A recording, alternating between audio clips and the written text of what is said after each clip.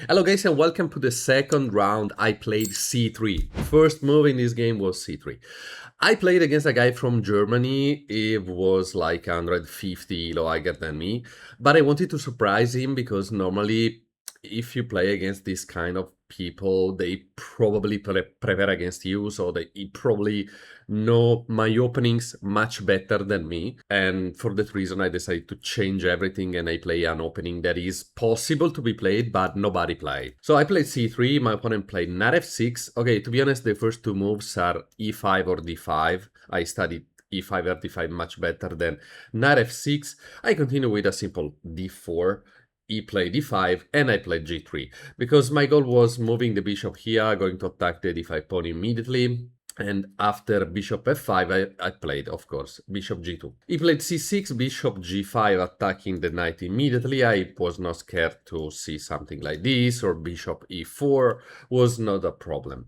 He played knight bd7, defending the knight, because if I trade, I could just simply play something like f3, e4, but if I take here, now we can take back with the knight, and everything is fine for him. I play queen b3, because now I can attack this pawn immediately. I was prepared against the move that my opponent played, because he played queen c6. I didn't want to trade, because if I trade, for example, he can start to push this pawn, having the open file for the rook and a good position for him. For that reason, I played just knight e2. I developed my knight, because I didn't develop my knight, I needed to develop my pieces. He played h6, attacking my bishop. I cannot go back, otherwise, of course, I lose the bishop. So my two options here was or bishop takes or bishop e3, but I didn't like bishop e3 so much, so I decided just to play bishop takes f6. Knight takes f3, because my goal was pushing the pawn on e4. I was not scared about my king there was unsafe. I didn't care because my other plan was going to trade the queens and push every pawn. He played e6, I trade the queens, and of course I played e4. Position was a little bit better for my opponent because he probably can play better with this rook because he's in an open file.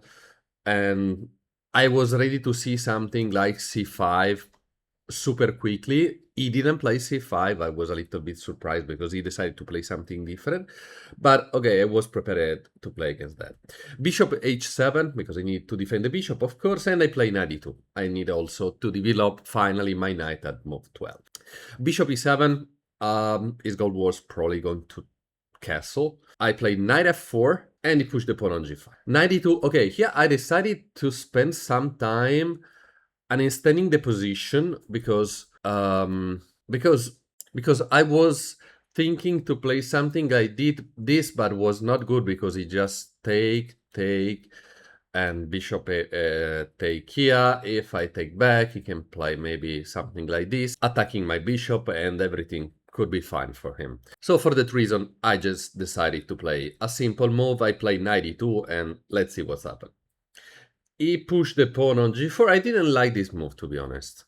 Was probably a little bit too much. I took the pawn here. I could also maybe push the pawn instead of take the pawn, but well, I just consider it dead because after this one, my move was knight f1 because I thought that I needed to cover knight e3, and is a little bit passive, of course, but well, that was I thought during the game. h5, f takes, h take, bishop take, pawn take, and knight e2. Okay, that seems a bad move. I had to play knight e3 because I want to attack this one, but I don't know why I was carried to see something like bishop. I mean, like this one. Oh, I could castle probably. Yeah, I could castle. I missed completely this move. So yeah, I played just knight e2 because I wanted to cover bishop e4. He played bishop g5 and knight f4. Bishop f5 here, I had no time, you see 0-0, but I had like 1 minute on my clock. King f2, king d7, a3, I needed to play fast, so all the moves that you are watching right now are from my 10 seconds that I had on my clock. I took with the king because if I take with the rook, he can take this pawn for free. bishop take f4, g takes f4, rook h3, and king f2. King d6, king g2, and here I said, okay, I'm probably cooked. So rook d1 was extremely passive. He played rook e3, king f2, rook again on h3, king g2, and bishop e4 check. I trade, d takes, rook d2, f5, and here his pawns was too much strong. I decided just to push the pawn, just to see what's happening, if I could do something funny, but he took 2 pawns, and here I resigned because he had too many pawns and he's going to take the others. And if I go to defend, he can just push the others. So guys, that's my game. I didn't play so well. I played a funny opening. That was the best part of the game. I hope you enjoyed watching this game. Don't forget to follow me. Don't forget to watch all the other games that I'm playing at Maya Chess Tournament. And guys, see you around 3.